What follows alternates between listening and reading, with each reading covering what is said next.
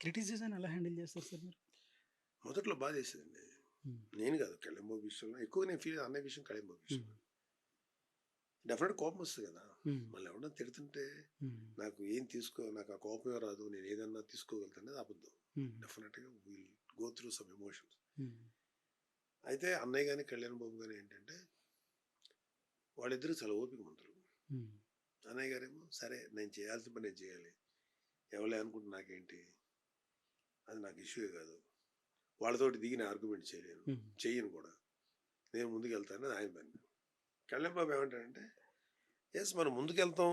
మనం ఏదైనా చేసేటప్పుడు 100 ఆర్గ్యుమెంట్లు వస్తాయి. 100 రకాల హ్మ్. విమర్శలొస్తాయి. విమర్శలకు భయపడో లేకపోతే ఇంకొక దానికో భయపడి మనం చేయాల్సిన పని ఎందుకు ఆపుకోవాలి? హ్మ్. అది రాని it's a part of the life అని తీసుకునేటువంటి స్ట్రాంగ్ మైండ్ సెట్ ఉంది అందరికి. హ్మ్. వాళ్ళతో పాటు నేను కూడా నేర్చుకుని వాళ్ళని చూసి. సో విమర్శించి పట్టించుకోను. అంటే యూజువల్‌గా మీరు చాలా సార్లు కోపం రెస్పాన్స్. వస్తది. హ్మ్.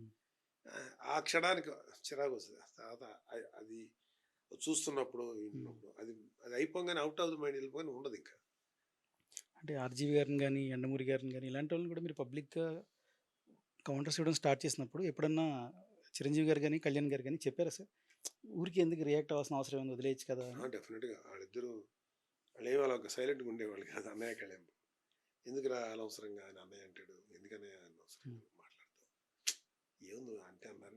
నన్ను వాళ్ళు ఆహ్, వద్దన్నయ్య జాగ్రత్తగా ఉండు అని చెప్తారు. హ్మ్. నేను కూడా చెప్పిన వెంటనే నేను యాక్సెప్ట్ చేస్తాను. ఎందుకంటే మంచి మాటే కదా అది.